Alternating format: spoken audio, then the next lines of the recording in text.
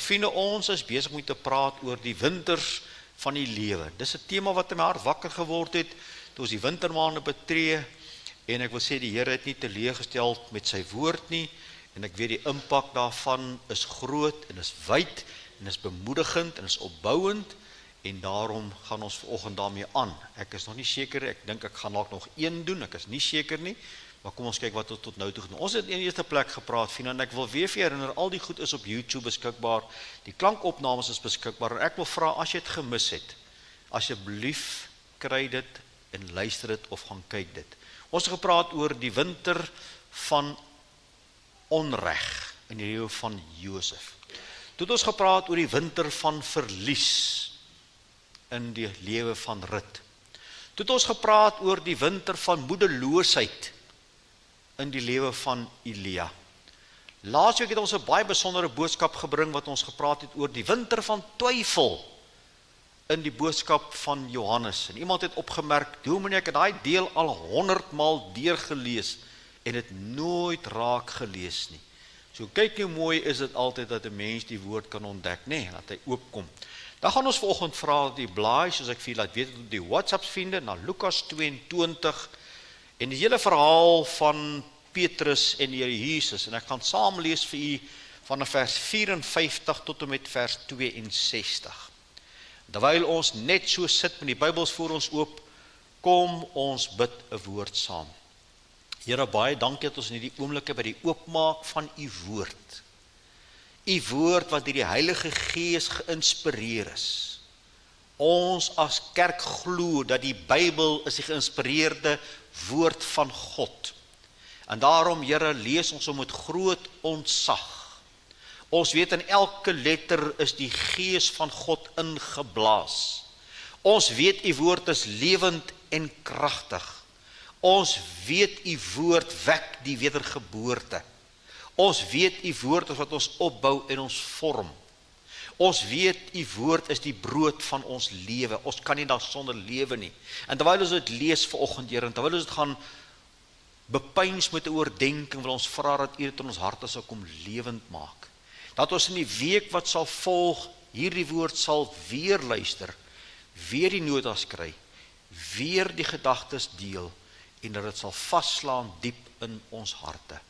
Dankie, Here, ons rus so in u vir dit vandag. Ons doen dit in Jesus se naam. Amen.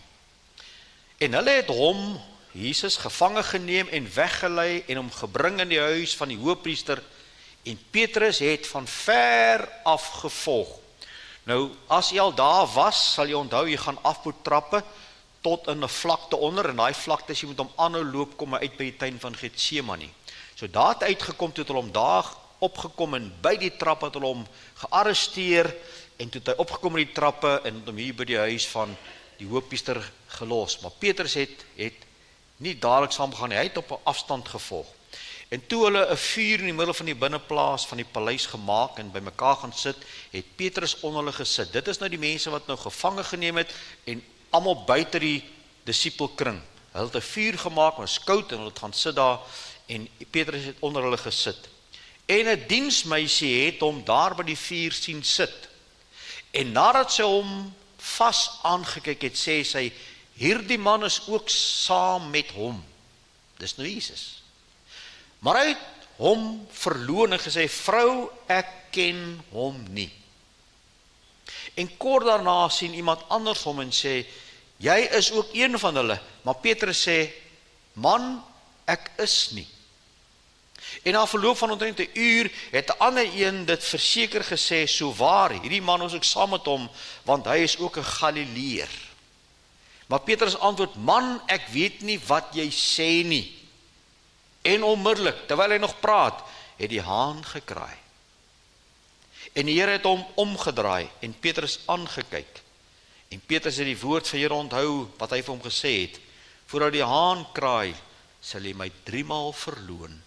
En Petrus het buite toe gegaan en bitterlik geween.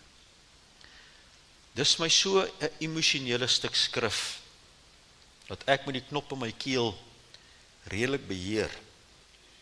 Maar vriende, kom ons draai so 'n bietjie die gedagtes rondom vers 61 En die Here het hom omgedraai en Petrus aangekyk, en terwyl Petrus die woord van die Here onthou wat hy vir hom gesê het, voordat die haan kraai, sal jy my 3 maal verloon. En wil ek aan vandag by hierdie geleentheid met u praat, vriende, oor die winter van mislukking. Die winter van mislukking. Nou vriende, kom ons vra vanoggend, wie sit ons vanoggend hier op die stoel voor ons? Sit vir jouself nou vanoggend hier 'n mooi stoel voor die kansel, en ons sal al die fokus op hierdie persoon sit, en ons laat hom nou inkom, en hy kom sit hier op die stoel, en ons almal kyk nou vir hom. Ek wil sê, hy word nou op die kalklig val vanoggend op hom. Alle aandag is op hom. En van wie praat ons? Ons praat van Petrus. Ons praat van die bekendste van die 12 disippels. Sy naam was aanvanklik Simon, 'n eenvoudige visserman. Maar nadat die Here Jesus hom geroep het, noem hy hom rots, Petros, omdat hy geweet het wat hy met hierdie man in sy lewe gaan bereik. Petrus, die disipel, was een van uiterstes. Hy was vurig, impulsief, maar tog opreg. Hy was die eerste een wat gewaag het om uit te klim uit die skuit en op die water te loop. En ek wil vir so 'n oomblik die aandag net daarop vestig, vriende. Daar's mense wat vir die Here uitklim uit hulle gemaksones uit. En hulle loop op water, en hulle val baie mal, en hulle struikel baie mal, en dan is dit so baie maklik vir mense wat in die boot sit om te sê, kyk net hoe misluk hy. Nou vriende, ek wil net hê jy moet die prentjie bietjie omdraai vir 'n slag. Waar is die ander mense wat vir Petrus sien sink? Op die boot. En het ek in die laaste 35 jaar my bediening beleef, dat hulle wat die meeste praat, hulle wat die meeste klippe gooi, hulle wat die meeste kritiek kan lewer, is lekker aan die slaap op die boot.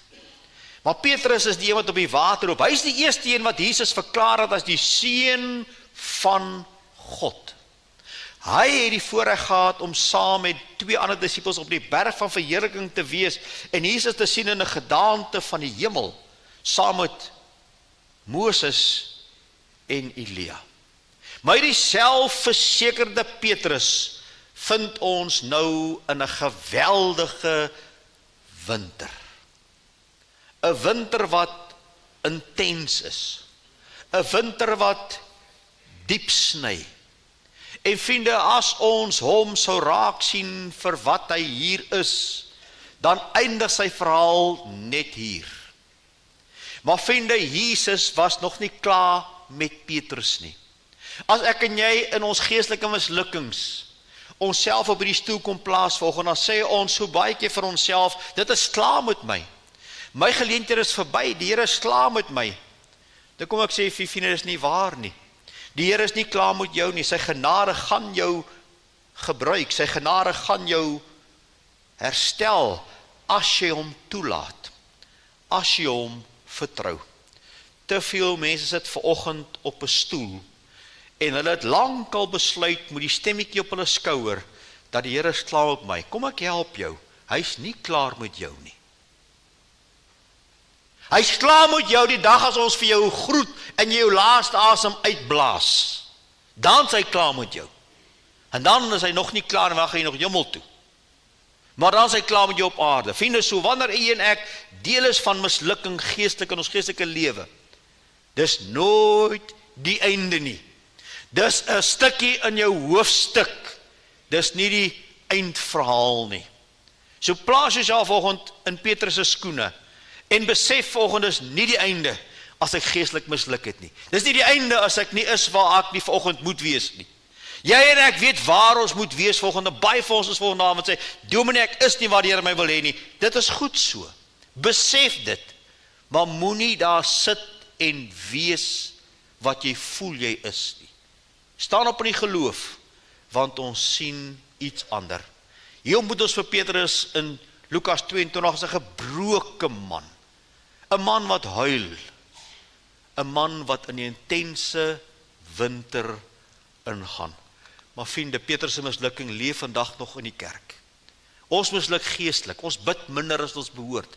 Ons lees die woord oppervlakkig. Ons gehoorsaam nie altyd die Here se stem nie. Ons verloor ons eerste liefde. Ons raak geestelik lauwarm en gee soms toe aan sonde waarvan ons gedink het ons oorwin het. Baie van ons dra die pyn van geestelike mislukking stil saam.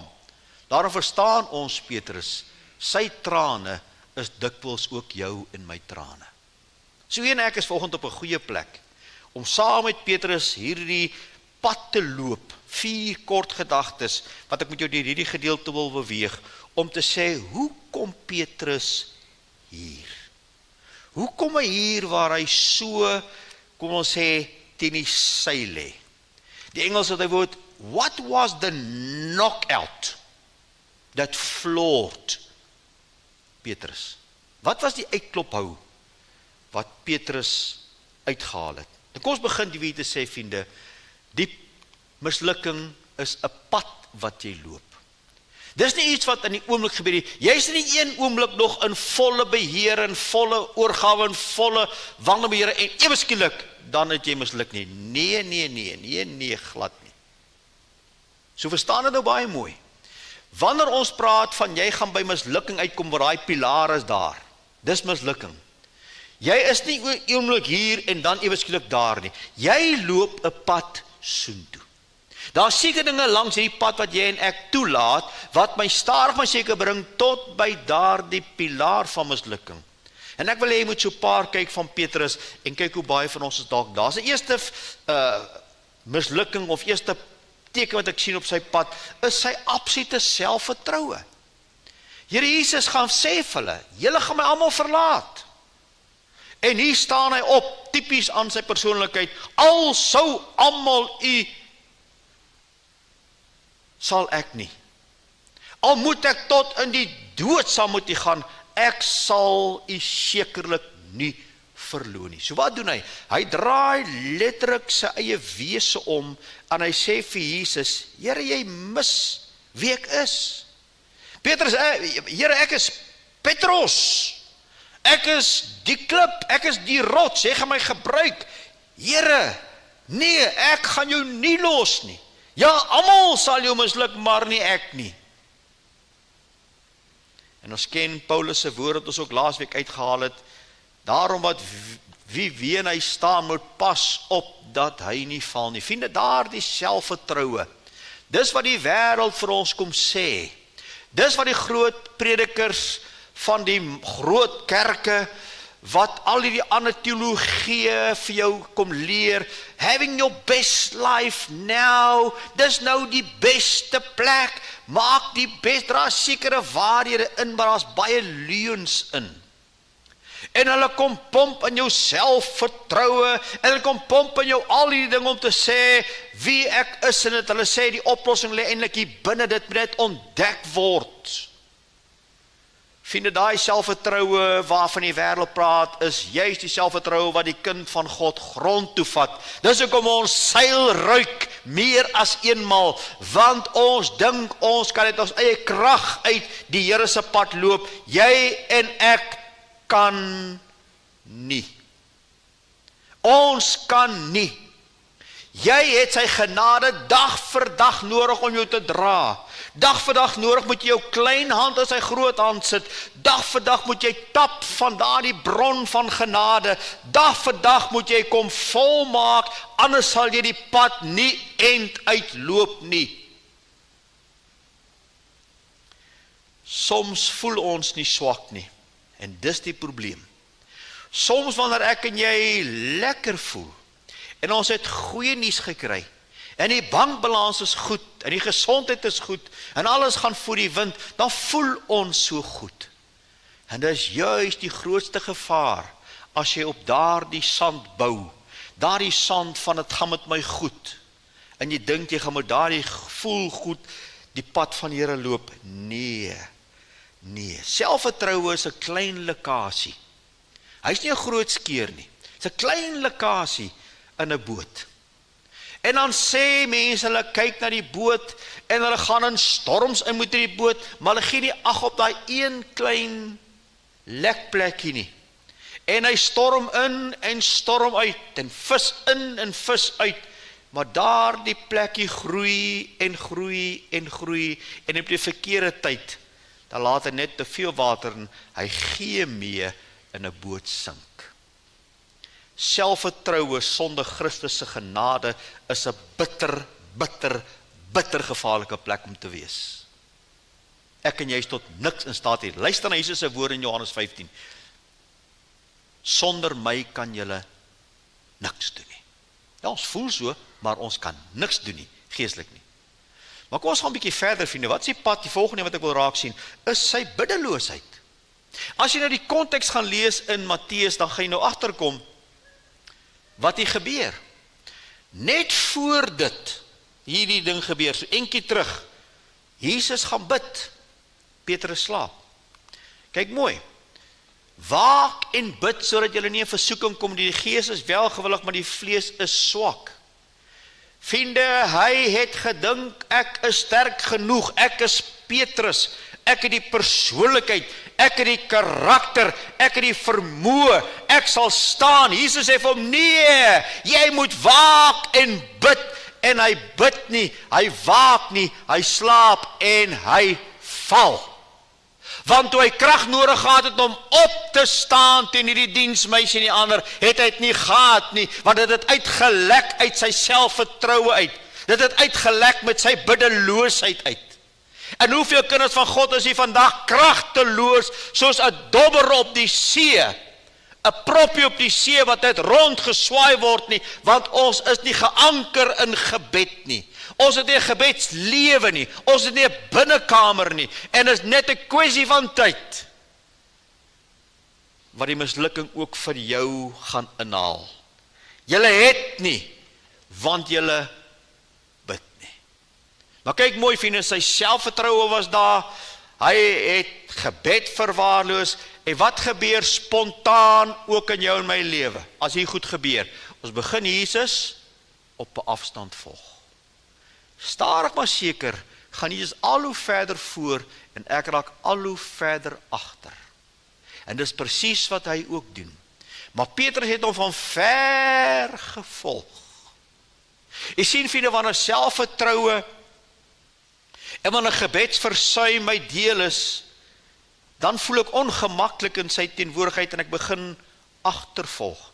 Soveel kinders van God in hierdie gemeente, in ander kerke, wat die Here waarlik ken en geloop het, 'n pad nog geloop het ver begin agterraak. En wat is die spontane ding van mense wat agterraak? Jy vind om die laaste gedagte, hulle maak hulle warm by die verkeerde vuur.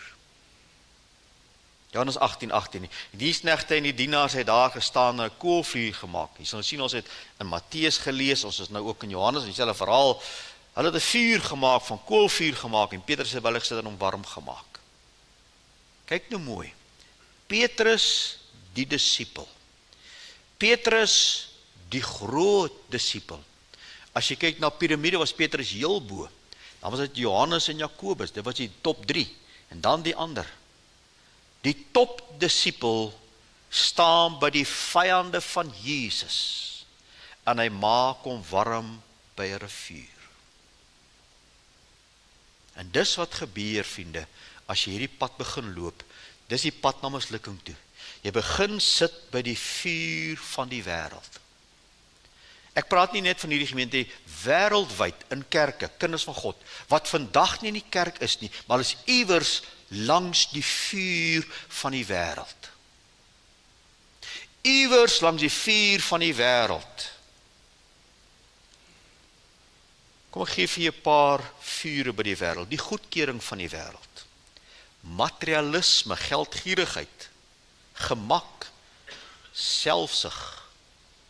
Die vuur van vermaak, die vuur van sport, die vuur van 'n rekenaarskerm, die vuur van verkeerde vriende, die vuur van ontrou raak in my lewe, die vuur van 'n afgekoelde liefde vir Jesus, die vuur van louheid en passiwiteit, die vuur van sonde, waarby soveel mense sit en hulle self warm maak. Kom ek sê vir vriende opnuut net hierdie paar woorde. Die verloning wat ons van lees, was nie die eerste tree nie, dit was die laaste tree. So as jy nou terugkyk in jou lewe, wil ek vir jou vra, hoeveel van hierdie goed, wat ons nou by Petrus sien, is by jou aanwesig? Mag die Here vir jou help om hier goed uit jou lewe uit te kry, vriende, want dit het regtig nie plek nie. Dit gaan jou uiteindelik in 'n spiraal bring ondertoe, wat die Here vir jou nie beplan het nie, maar hy gaan jou gelukkig nie ook daar los nie. Maar kom ons gaan na die tweede gedagte toe, vriende, die pyn van hierdie mislukking. Wanneer hierdie mislukking nou kom en jy het geestelik gefaal en jy het geestelik die Here teleurgestel, dis 'n pynlike episode. Luister nou mooi wat ek sê, vir die kind van God. Soveel mense kan in die kerk sit Sondag. Wat moet sonde lewe en dit pla hulle nie. Hoekom nie? Want hulle is dood. Hulle is nie Jesus se kind nie. Hulle het nie die Gees van God in hulle nie. As die Gees van God in jou woon en jy is Jesus se kind, sal sonde jou altyd 'n pyn van mislukking laat ervaar. Altyd. Soos mense kan sondig en in die kerk sit, hulle swart pakke op het, selfs op die kansel staan, is hulle 10-10-1 nie gered nie. Gekersten, maar nie gered nie. Want sonde is pynlik vir die kind van God. Ons wil nie daarmee saamgaan nie. Dis vir ons onaanvaarbaar. Dis soos 'n doring in my vlees, ek wil hom uitkry. Maar kyk nou mooi na die pyn, die haan kraai. Net wat Jesus gesê het, Petrus, voordat die haan kraai, sy my 3 maal verloor. Nee, Here, nie ek nie. Nie ek nie, Here, ek is die biddelose, die selfversekerde. Dis nie ek die Here.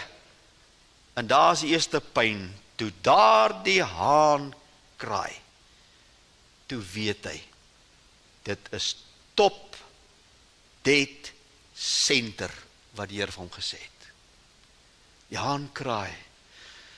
Die pyn slat deur hom soos 'n pen in sy vlees.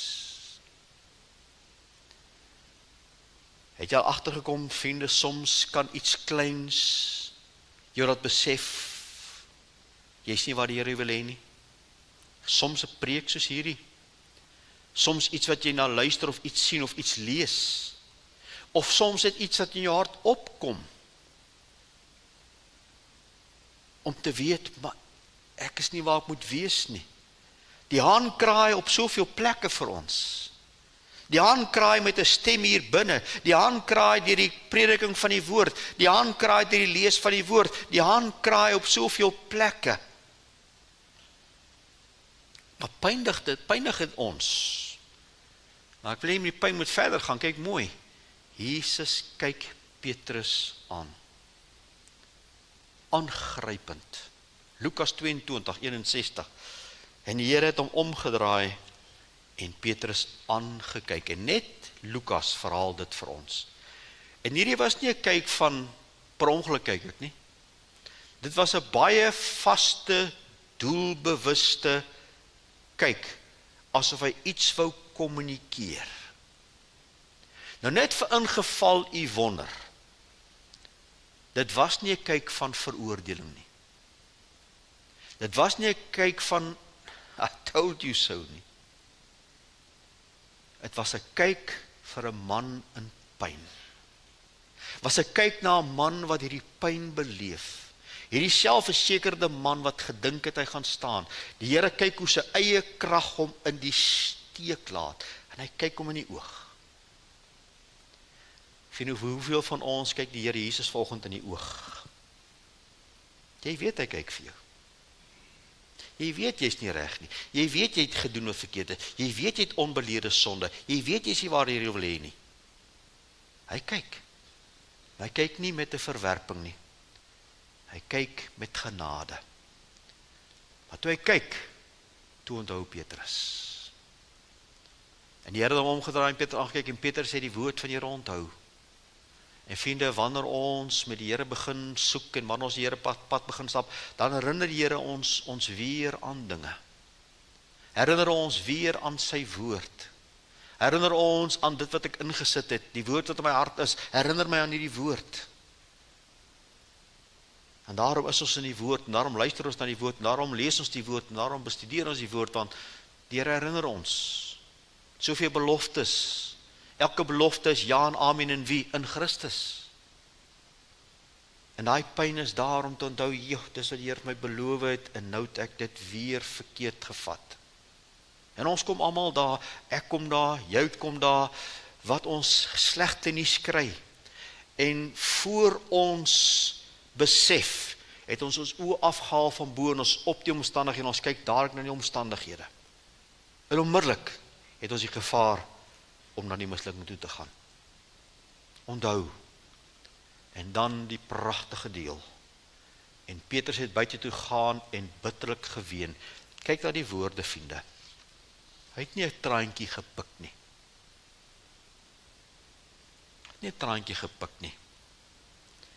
Die woord wat Jesus gespreek het, het soos 'n swaard, Hebreërs 4 vers 12, in sy siel en sy gees ingegaan, en in sy hart gebreek, en hy het bitterlik geween.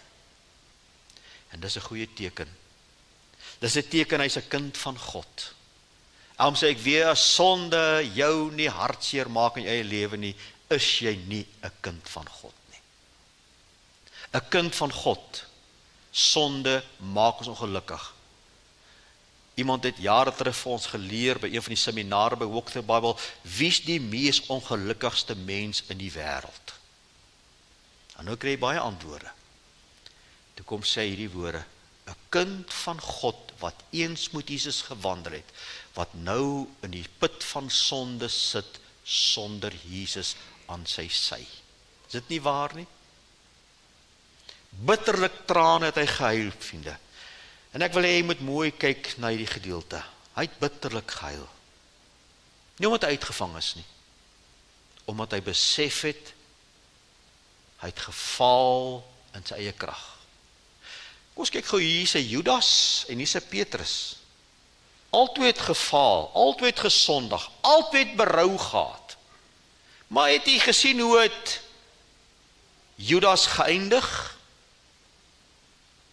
Hy het homself gaan ophang. Hy het die geld teruggevat, hy het homself gaan ophang. En Petrus, hy het gehuil. Hy het gehuil oor Jesus, wat hy te nagekom het. Ons gaan later sien wat met hom verder gebeur. Trane. Spreek van 'n hart wat gebroken is.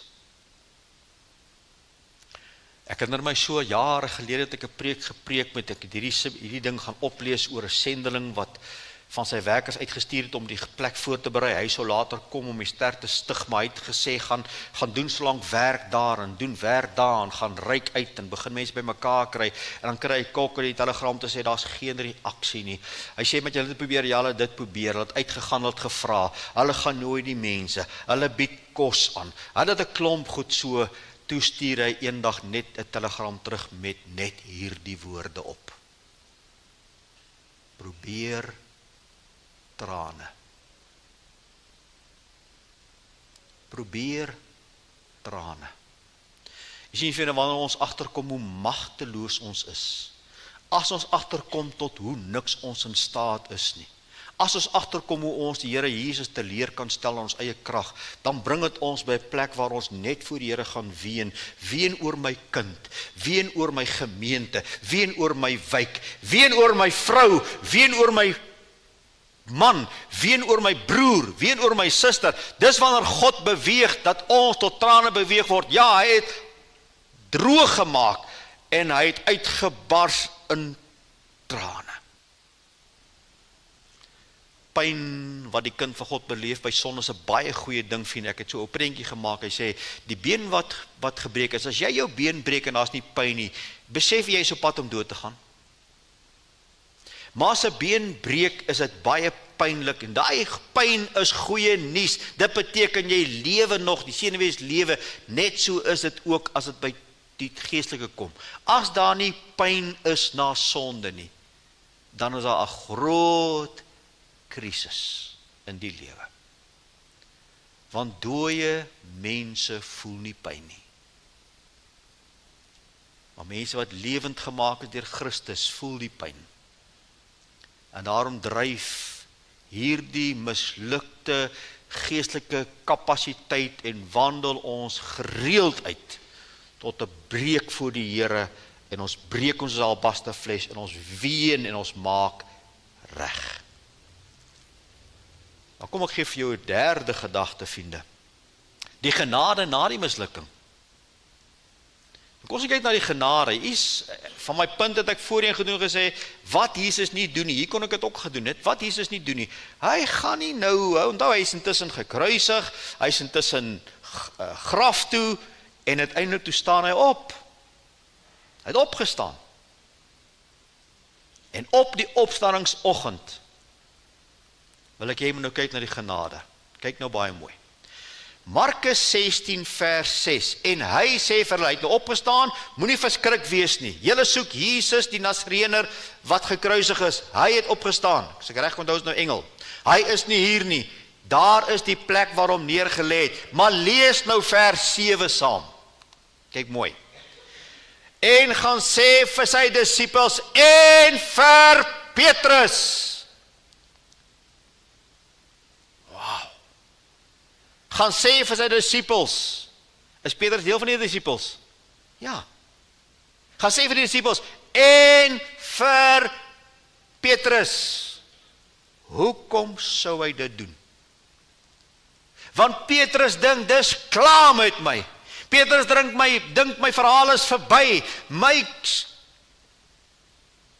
uurglas het uitgeloop. Nee, jy's 'n mens. Jy het misluk, dis wat ons doen. Maar daar's 'n groter stuk genade wat op pad is, en jy is Petrus. Hy gaan sê spesifiek vir Petrus, hy moet gaan. Sien julle die boodskap van genade? As dit ons was, ons gesê het, gaan sê vir die disippels, hulle moet kom, maar Petrus, hy moet wegbly. Doen dit nie. Maar ek wil jy moet nog iets doen, vriende. Nog iets raak sien. En jy lees dit nie in die evangelie, jy moet 'n bietjie gaan krap om dit te kry. Maar jy vind dit in Paulus se brief in 1 Korintiërs 15 vers 5, dat hy het opgestaan en het verskyn aan Sefus. Wie is Sefus? Dis Petrus. Hy het verskyn aan Petrus. En kyk hoe sonder hy vir Petrus uit, die disippels, hy noem nie die naam nie, maar Petrus. Ek het jou by jou naam geroep. Jy is myne. Gaan roep nie die verlorenaar nie, gaan roep vir Petrus.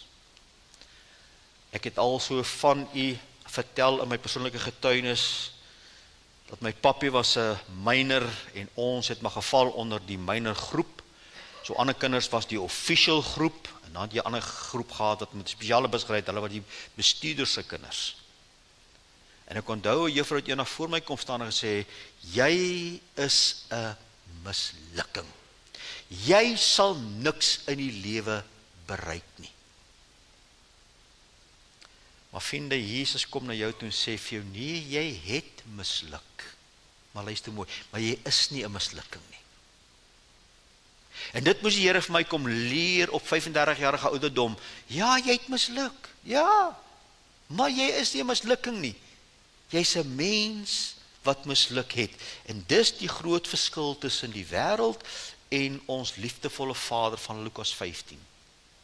Hy kom soek Petrus op. Hy het aan Sefus verskyn en daarna aan die ander 12. Lees ons daar. So Jesus is die soekende heiland. Hy's 'n skaap wat seer gekry het. Hy's 'n skaap wat alleen is. En hy gaan soek hierdie skaap op. Hy kom soek ook vir jou op. Hy kom soek ook vir my op.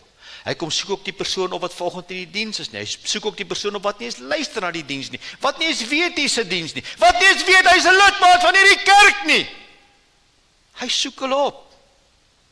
Maar soveel mense het soveel mure om hulle gebou dat die soektog nie altyd suksesvol is nie. Maar kom ek vat jy nou na die genade van mislukking nie, maar kom ek bring jou by die pragtige deel, die wonder van die herstel. Die wonder van die herstel. Ek kan nou gaan lees by eie tyd, Johannes 21 vers 15 tot 19, ek moet klaarmaak, my tyd hardloop uit. Kom ons gaan kyk, kyk na die plek. Waar gaan soek Jesus hulle nou op? Hy het teruggegaan viswaters toe. Hy het vir homself uitgemaak, ek het die Here misluk, ek is 'n mislukking, ek is klaar, ek gaan vang nou maar weer vis. Waar die Here hom geroep, langs die see van Galilea. Waar reik die Here na hom uit? Langs die see van Galilea, let op die plek. Waar hy hom ontmoet het, waar hy hom geroep het, gaan soek hy hom op. Vir hom te sê, kom Petrus, ons begin weer. Let op die vuur. Het jy gelees, daar is 'n vuur? Daar is 'n vuur gewees, en hulle het visse gebring, en hulle het gebraai. Ek kan gaan kyk na die tekste. Johannes gebruik dieselfde Griekse woord vir die vuur hier, as die vuur by die binnenhof. Die ander doen dit nie, hulle gebruik ander woorde. Maar hy gebruik hier dieselfde Griekse woord, vir hom te sê, ek herinner aan jou waar jy gefaal, ek herstel jou gedagtes, ek herstel jou verlede, ek herstel jou persoon, want ek is 'n genadige Christus, wat jou nie daar los nie. Let op die vuur van verloning, by die vuur van herstel.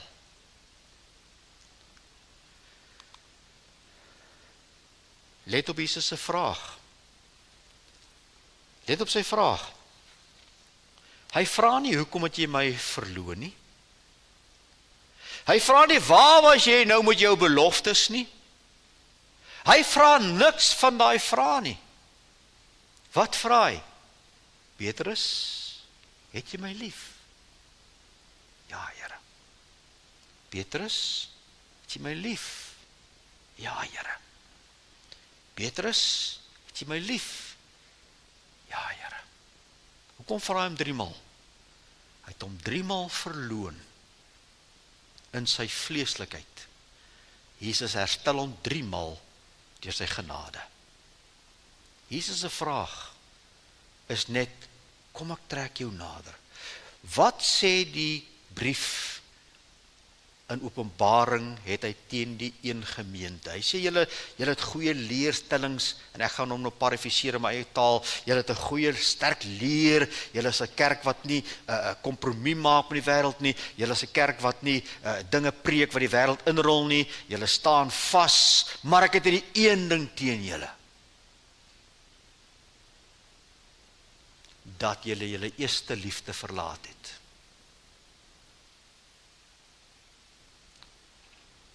Dis Jesus se vraag volgend ook aan jou en my.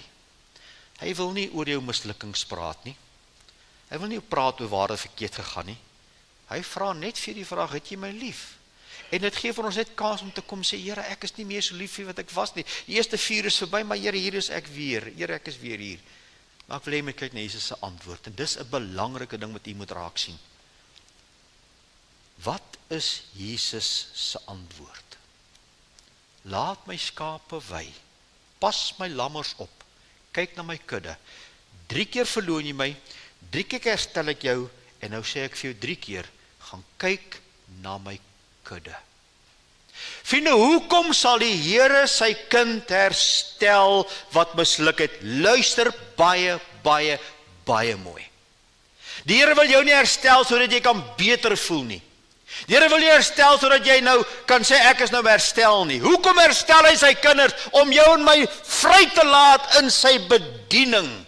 Hy wil jou in sy kudde hê. Hy wil jou in sy kerk hê. Hy wil jou hê as 'n getuie van die Here. Hy wil jou hê dat jy sy gemeente moet opbou. Jy moet 'n waarde by sy gemeente kom voeg. Kyk na die kudde. Kyk na my skape, my kleintjies, my grootes, my ouers. Kyk na hulle. Hy stuur hom terug na die bediening.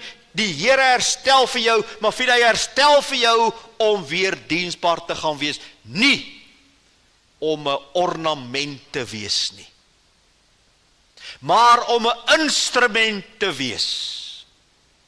En ons sit vandag met te veel mense op rakke as ornamente. En die kerk is vol ornamente. En ons kan eintlik die kerk deesdae verander na 'n museum, wat ons sit en ons lyk mooi soos ornamente.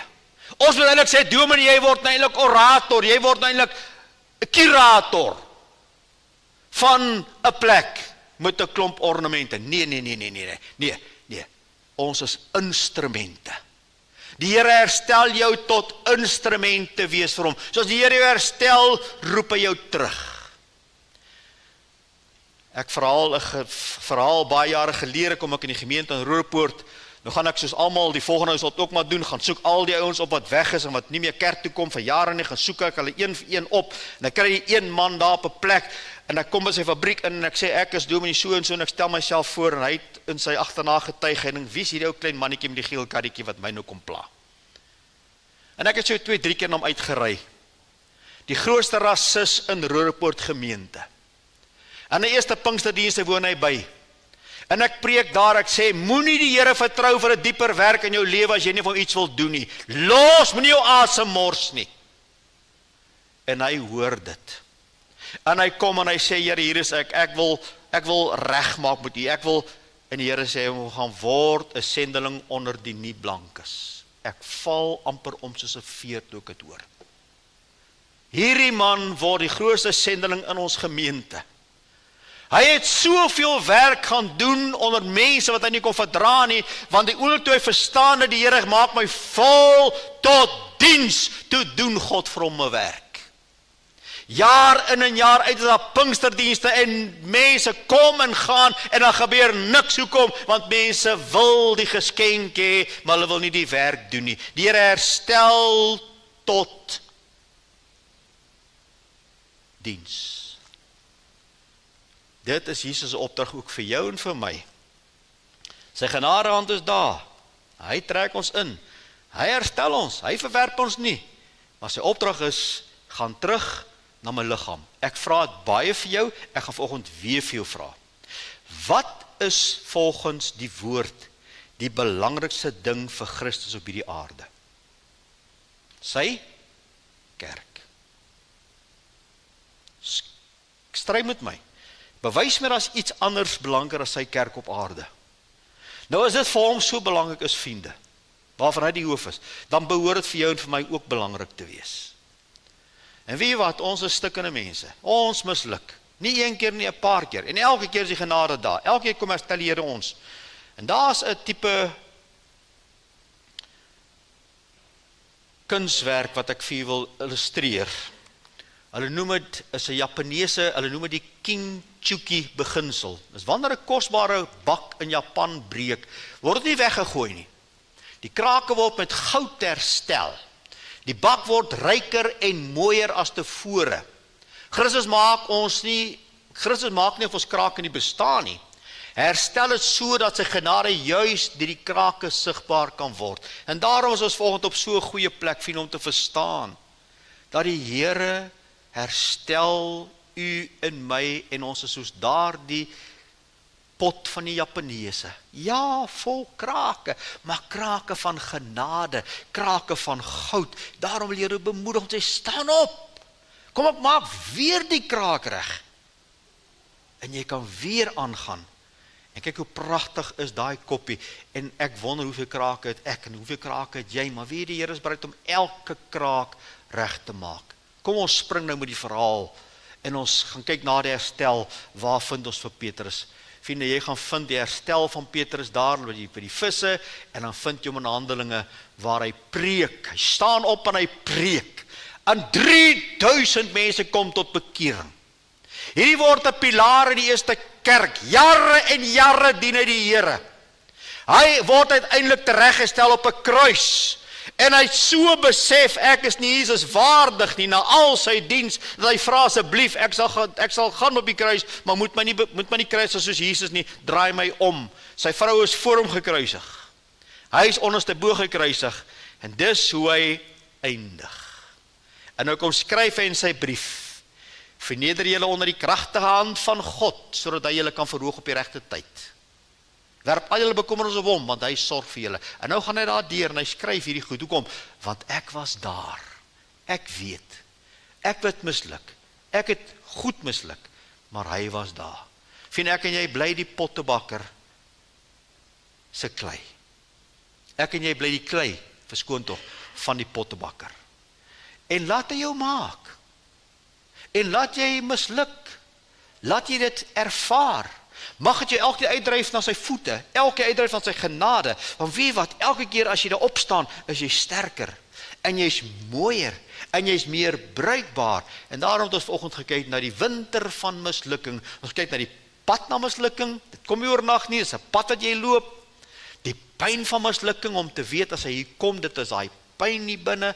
En die vraag is, beleef jy daai pyn as jy sonde doen? Beleef jy daai pyn as jy die Here mishaag? Beleef jy dit? As dit nie dit doen nie, moet jy bekommerd wees. Dan is dat die genade van na mislukking, dat die Here nie met ons werk soos mense nie. En dan herstel hy ons tot diens. Kyk net na die mooi prentjie. Josef bewys, God is groter as ons onreg. Rut bewys, God is groter as verlies. Elia bewys, God is groter as ons moedeloosheid. Johannes bewys, God is groter as ons twyfel. En Petrus bewys, God is groter as ons mislukking. Mag die Here vandag vir jou en my optel. En mag ons kry waar hy ons wil hê, in sy diens. Amen. Here, baie dankie dat ons die woord, soos dit ons hart lewend gemaak is, ook kon oordra aan u gemeente.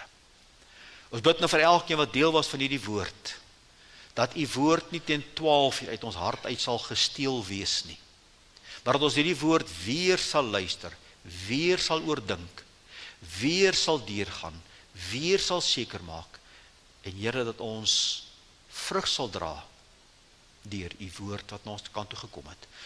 Wees vir ons elkeen 'n God van naby, want ons almal wat hier sit, Here, ons almal is erdekruike met krake. Maar dank het u kies om met ons te werk. Dank het u kies om elke kraak, elke mislukking vol te maak met goud en genade. En dank het ons elke keer sterker en meer vasberade kan word, tot u vir uself 'n kerk daar gestel het, wat end uit getrou bly. Doen dit vir ons, Here, ons vra dit in Jesus se naam. Amen. En kom ons sing daai pragtige lied saam. Ek is uwe Heer, het die stem gehoor, en is nie 'n stem wat veroordeel nie, is 'n stem wat nooi. Hy nooi. Miskien sit jy vanoggend hier en jy sê, ek ken nie die Here nie, dominee. Dan nooi die Here vanoggend vir jou om gered te word. Miskien sit jy vanoggend hier as kind van die Here en jy weet, ek is genooi. Gaan meld aan, maak tyd, kom by sy voete uit. Kom ons staan, ons sluit af met die 2 versies asseblief.